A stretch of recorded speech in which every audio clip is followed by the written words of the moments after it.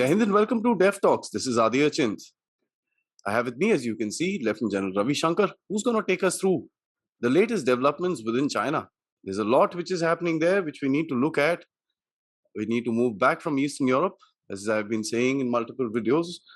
But having said that, China is an interesting game, sir. There's I think because of the re-election, there's obviously a lot of murmur which is taking place in the country, and of course, COVID isn't helping either. Overall, sir, what would you like to say about China? At the outset, Adi, thanks for calling me on the show again, and great day to all the viewers. China is the focus for all of us. For India, it's understandably the main focus, and for the world, it has been the focus for quite some time, and it will remain so, notwithstanding the distraction of the Ukrainian war. Right? To a large extent, I also feel that the Ukrainian war was a distraction which was made to order for other purposes, but that we'll discuss about it in a later day. Right?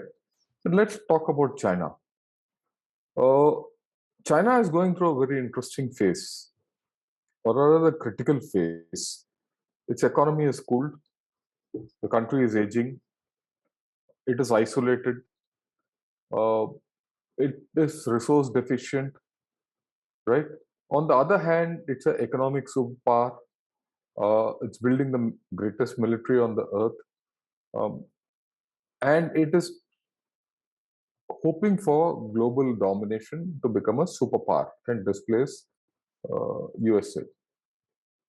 Well, that great power competition can go on. It doesn't. If it didn't affect us, it affects us directly. It affects us directly for the simple reason that we share over 3,000-kilometer LAC with China. And after China, we are the only other country which has the scale to replace China and be a competitor of some kind. We are a competitor to China in the region, definitely, and almost, I wouldn't say peer competitor, but a fast growing competitor or a fast rising competitor in the global arena. That has been proved in this, war. What has come up very importantly in the past 100 days of this war is, apart from all of the capabilities, the world is facing a peculiar situation which relates to fundamentals. What are the fundamentals? Food. Food insecurity is rampant. It's going to only grow. Energy insecurity is rampant, or rather, it's come to an issue. And resource insecurity or lack of resources is, resources are a finite object on earth. Now, these three things put together have exposed China's vulnerabilities. Right? Now, while that is as it is, the virus has also caught China by the short hairs. And it has, slowed down the economy quite a bit. Chinese economy might be stalling. These two factors, the aging process of China, if you put on one side, and the Chinese ambitions and its economic weight on the other side, right? The balance is not there. For many internal reasons, China is going ahead with the hope that it will dominate the world. Yeah. And this imbalance brings aggressiveness into the Chinese behavior. Right? It knows it has a window in which it has to make it, otherwise it will get broken. So that's what makes China a very aggressive customer to deal with. And that's what we've been seeing in the past 1 month.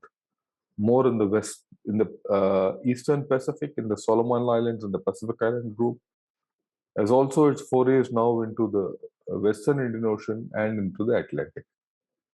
We could discuss all this. The interesting thing about China today is one thing that all of us would kind of recognize, and it's not something which is hidden, is that I'm going to take two things. One thing that you said, and one thing I said in the introduction. The economy is one, and the second is the re-election. We don't hear multiple voices from China. And today we have the Premier Li Keqiang, who's coming out with his 33-point program with regards to the economy. He has not publicly kind of supported the zero COVID policy. He's wanting the economy to open up, and we all know what that means: opening up the cities, starting the factories. But the game is totally different. It's zero COVID, and we've seen reports coming out of Shanghai and the kind of harsh measures which are still in place. What do you see from this dichotomy of a guideline from the leadership? Well, we've discussed this before. Yes. That zero COVID is a political ploy. It's no more a health issue. It's a political statement. They can't get away. After having declared victory with zero COVID, they can't get away from it. They'll not accept its defeat. But we all know that the zero COVID is failing. And that zero COVID is going to get them to economic problems. They're glossing it over by saying, oh, zero COVID saves lives. And that's the way they're going to explain that, look, economy will be a short-term problem, X, Y, and Z. On the other hand, there is a section in China which realizes that if this economy stalls at the way it is stalling, it might be difficult to revive. And that word that, and it might be difficult to revive, it'll revive, it might be difficult to revive to realize Chinese ambitions. It might not beat that window of time which is available for China to become rich before it grows old. and that, what one of the Chinese economists said keeps ringing in my ears, that the day when China is to surpass US economy or GDP is going farther away, not coming closer. Yes, sir. Mm. So that's a dichotomy which is now openly in play. Obviously, it has its repercussions within their leadership. There is some issue, but Xi Jinping is politically too strong at this point of time.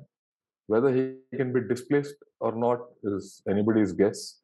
But on a lighter note, I just read an article in the Observers Research Foundation, which has said that Xi Jinping is bad for China and good for the world. And that means that it's good for good for India, and we wish him all the best. Can I request you to kind of elaborate that, sir? Because that's a very kind of a twisted statement, if I may. He's, as per them, that Xi Jinping and his policies are really undercutting China like no one else. So he's the Imran Khan of Pakistan. Yes. Of China, basically. Sorry. Of China. Okay. And let me put it on a slightly different manner. India has been fortunate at this point of time. Okay. That we've had a prime minister like Imran Khan in Pakistan and a president like Xi Jinping in China, who have ensured that India has risen. I mean, that's what is coming out. I mean, I'm not talking anything, right? So, to that extent, interesting times ahead. We could discuss other things. Sure, sir. Sure. Let's talk about the aggression that you mentioned. And, we have reports of border activities. We have reports of huge aggression, as a matter of fact, with Taiwan, which is one of the biggest one. And they're also doing a very big exercise. They're launching the third carrier anytime now. I mean, it's in the rumor mill. It was supposed to happen Friday, or I believe in the last week, but it didn't. Let's talk about that. So why the aggression is a totally different subject. We'll deal with it a little later, the geopolitics of it. But how China is reacting to various different things. It's always aggression. And how do you see this aggression building up with the kind of twists within their own system? Well, they have no choice but to be aggressive. Hmm. Their stated policy is to dominate the world. That's why Xi Jinping launched the Global Security Initiative. They wanted to, military. They're building the greatest military on earth. All this portends aggression anyway. So whatever is happening is a continuum. They don't want to be taken off. On one end, they're having internal problems which are well known, but the communist way of thinking is that they hide their internal problems and continue with their aggression outside. Hmm. And that was what it was even in 62. Yeah. At 62, when China invaded India, it was going through a famine where 30 million people were losing lives. They didn't have food to eat, but they were fighting wars with India and Korea, and in Korea against the US. So it's the same mentality. Irrespective of what happens inside, they have the confidence because of their economic might that they will be able to go through this, and hence they should continue with their outward agenda. And their outward agenda has two faces to it. There's no doubt if you have to dominate the world, you need military bases all over, and you need to protect your BRI, which is already spread all over the world. It's there, it's dormant, it can be revived. Now, if you have to do all this, you need military bases all over. So you see Gangi's trip to Pacific Islands, you see him coming to Sri Lanka, you see him going to Maldives. You also see some news coming that they want a base in the Comoros. Africa. They're also looking at something in Atlantic Ocean seaboard with a base in Namibia or in Equatorial Guinea. So all this is coming out, right? So they're looking at bases all over the world. It's just not South China Sea. They consolidated South China Sea, they're going ahead with their plans. And they've already got some foothold in the Solomon Islands, even if the larger Pacific Island group has said no. Now, if this is what it is, really, this will take time. This will take maybe 5 to 10 years for a base to come about. After all, it's been 10 years since Gwadar has been in the making. The base is not complete. In fact, it's not started also.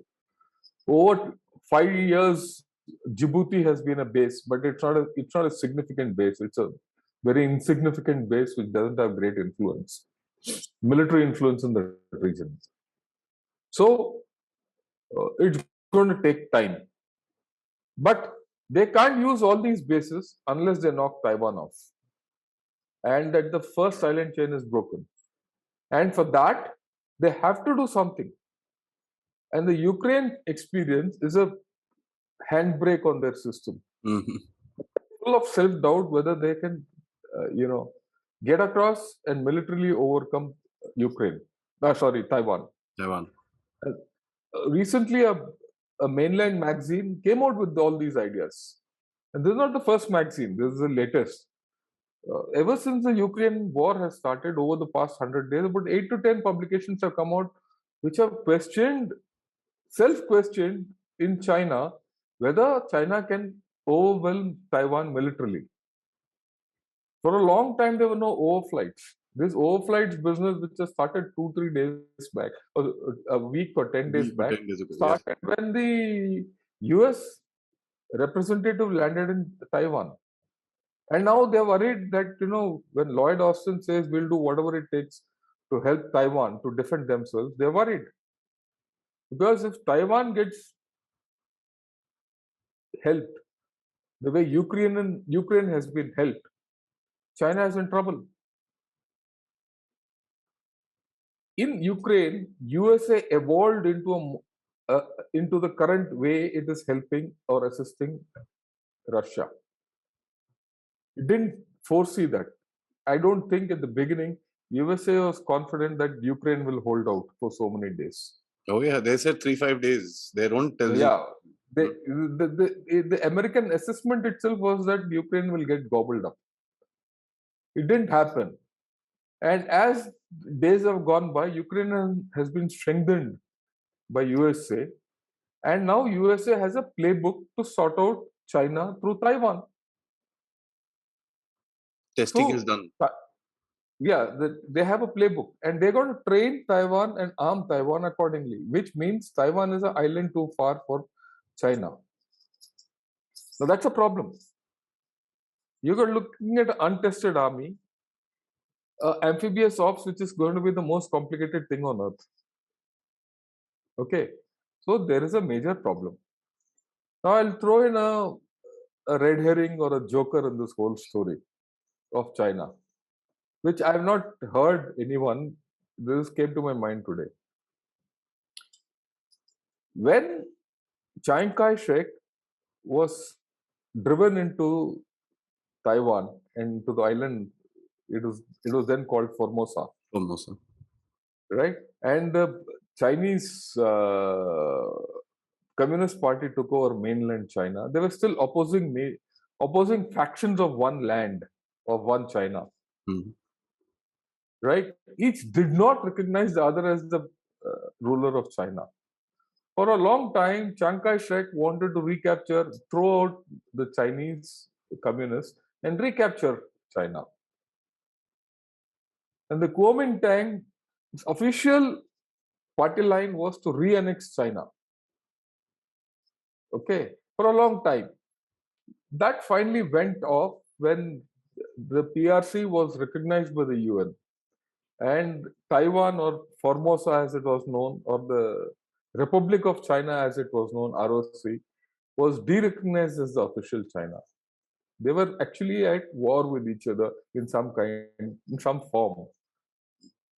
Not recognized as much as today, mainland China does not recognize Taiwan. Taiwan never recognized the Communist Party as the rulers of China. Mm. There are no mutual recognition.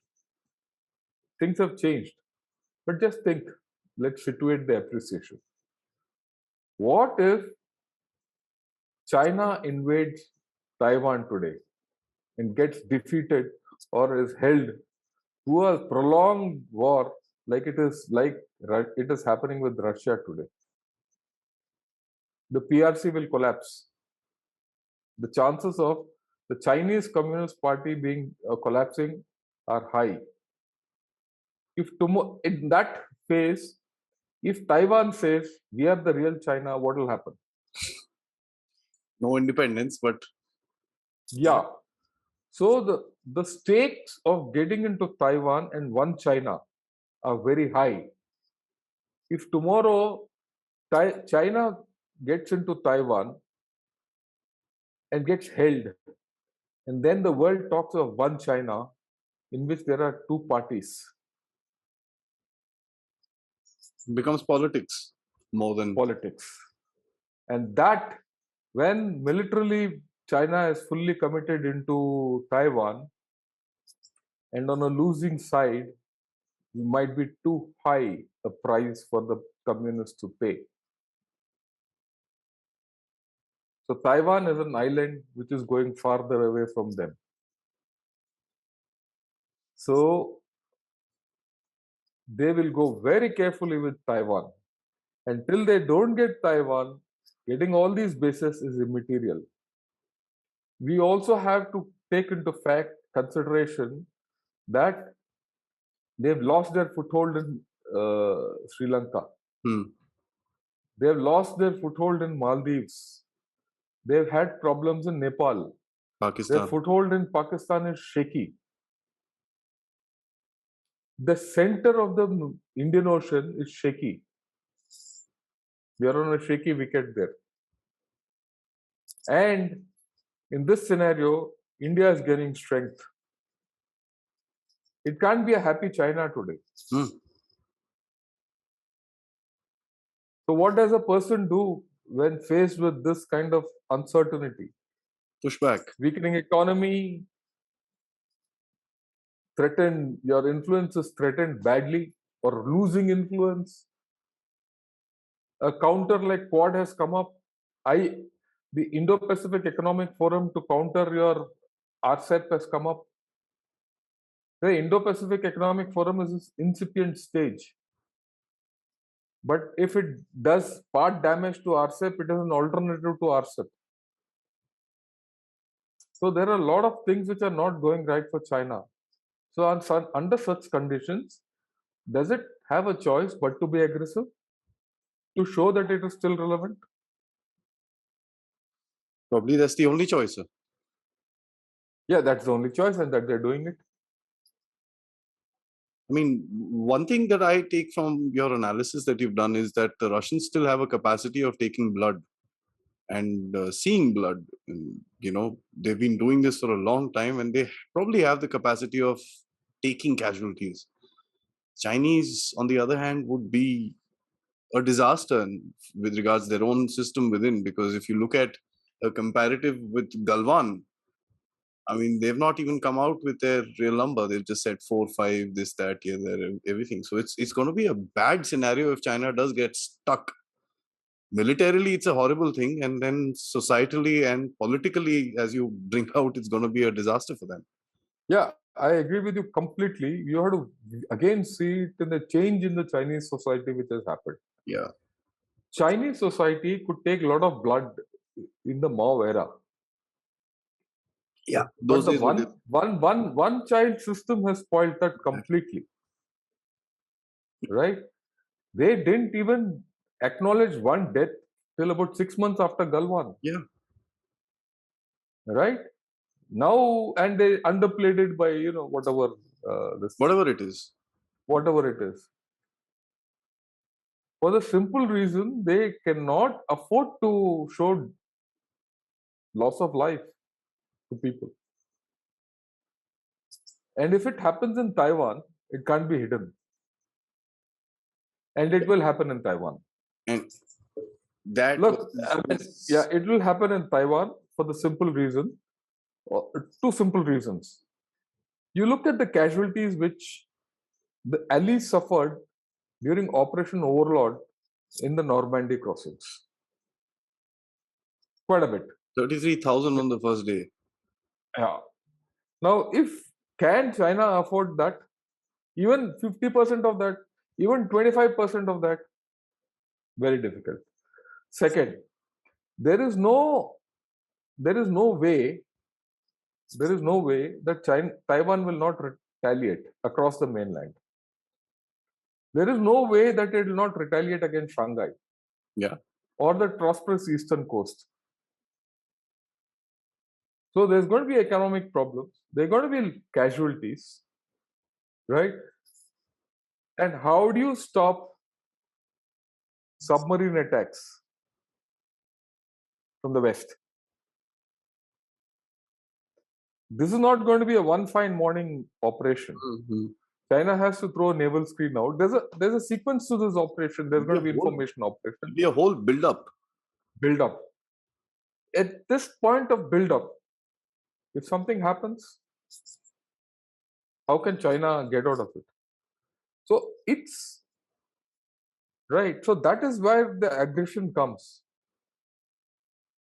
Today, China has a problem on its doorstep. While it is going all around the Pacific and the Indian Ocean and the Atlantic Ocean to acquire bases, the problem is at its doorstep. Unless it solves that problem, it can't go out. But it is attempting both simultaneously. Sure. That's what makes China more troublesome than any other country.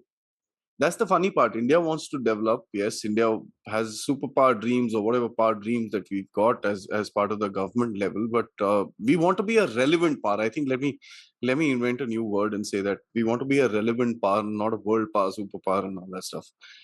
But we've not put in a timeline that by 2040 the world has to recognize us. It's not that, and China works on a timeline, so that brings in additional pressure on the leadership. And yeah, I agree with you. India works on Indian Standard Time, which is quite flexible. So we are not in any hurry. Yeah, even the other powers, as a matter of fact. Yeah, but the thing is this: even China at the base is not a civilization which is in a hurry. It is the Chinese communists who are in a hurry. Yeah, there's a difference between both of them. Both of them. It is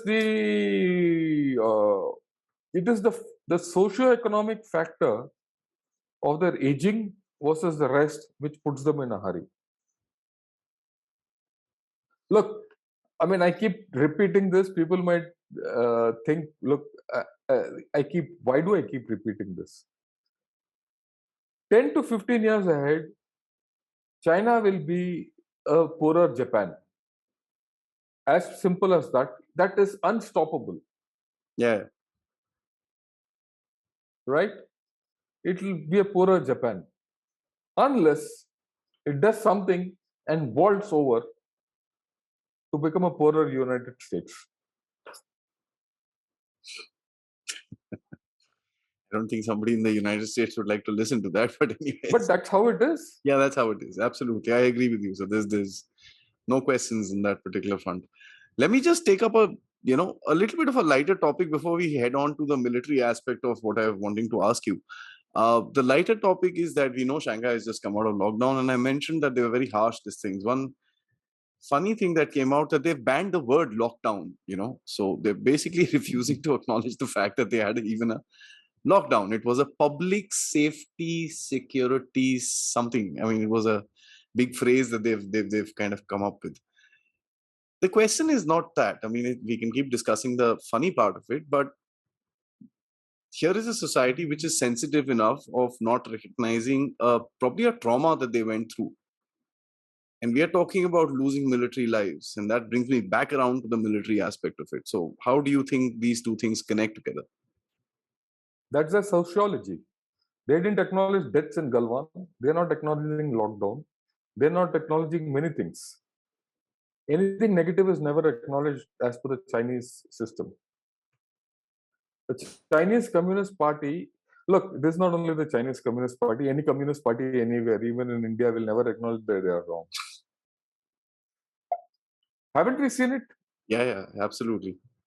Haven't we seen it? I mean, haven't we seen it in our communist setups? We still have governments which are backed by communists here or Yes. formed with communists here. Yeah. Who, right? So they are made that way. They cannot help it. The only thing is that in China, it is carried to a refined form, right? So accept it for what it is. Let's not even expect them to acknowledge that they made a mistake. So we had the United States making some interesting changes. The first change was that the Taiwan one China policy sort of a thing was changed up, and then now we've got there was one line that uh, was not present as per the Chinese. This thing that the US will not support the Taiwanese independence. So they've kind of Independent. changed that particular thing and brought this factor out. We've got the so-called gash that was mentioned about Joe Biden talking about military intervention or military help to Taiwan, and then we had Lloyd Austin talking about we should arm Taiwan. uh, as far as we've also covered this up in the analysis that you've done. Previous one, yeah. Yes, sir. Now, militarily, that brings in a huge question for China, because we know, yes, the large military that they have, but they're still not ready to take on the might of USA. Where do you think Chinese planners take this particular message of ambiguity that is being created by the US? I think it puts the Chinese on the horn of a dilemma. A great dilemma. What do they do now? What do they do with Taiwan? I've told you the danger Yeah. of going into Taiwan and getting stuck. Their entire communist system might come unstuck and an alternate system can come into place. Look, it's very nice to say one China today Mm. when you're strong. What if you suddenly become politically weak? And in China, everything is politics. Yeah. Okay. Uh, if you can go back 8 kilometers from Pangong Tso and declare victory over India in some form, because no damn joker has seen that place. It doesn't affect a single Chinese or an Indian. It's only uninhibited territory. But what do you do with Taiwan? What do you do with the Taiwan Straits? 200 kilometers of the most dense shipping, which covers some of the most important ports of the world. Okay, You can't go there and flounder. So there is this strategic ambiguity which USA has started creating. At some root alludes to that. You want to dismantle the communist. You can't dismantle the communists from the mainland. If you want to dismantle the communists, you have to do it externally. Get them out of the mainland. Yeah, you draw them out into indiscretion. Is there a design in what the USA is doing? Have they got this experience again from what they've done in Russia, in Ukraine with Russia? Will they provoke in China into indiscretion and get China stuck in Taiwan? So these are the things which must be in the Chinese thinking. It's just not going across and failing militarily. The political repercussions of China on China, not only on Xi Jinping, on the entire Communist Party, must be weighing very heavily on them.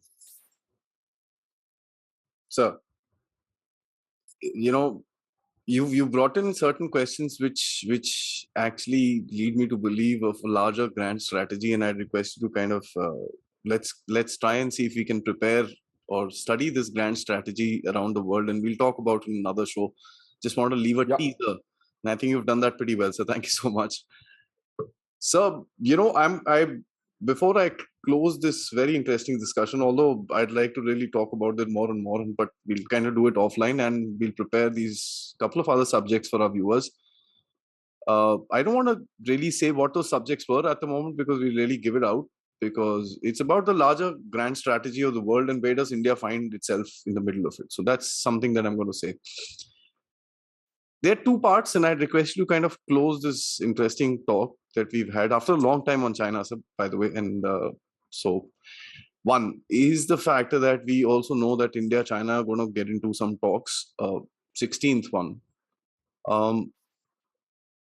If I was anybody in China, I would try and get out of it because it's not helping me. It's not giving me anything. It's actually using a lot of my resources, which I don't have right now. And I probably may need it somewhere else. That's one part of the answer. And the second part that I'd like to ask you is about, we keep reading reports in SCMP, in Nikkei Asia, and DW, in a whole lot of newspapers that I personally follow, is that the internal economy of China has taken a huge beat, which is not connected to the federal economy. How do you think these two factors are going to play out on any decision that the Chinese are going to make in the future? It's a tough situation for the Chinese, which actually you highlighted the toughness of the Chinese situation. See, if you take your mind back 2 years back, China didn't have the kind of commitment it has today against us in the LAC. At some point of time, it has to step back. It has to step back. There's no choice. I don't see a choice. Will it happen in the 16th round? I don't know. But it will have to step back. What you said is a very significant point, that the larger, the central government, the central economy of China has its own problems.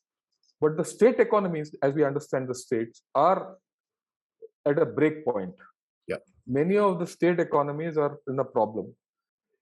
What is interesting in the state economy of China is the states depend a lot on sale of land,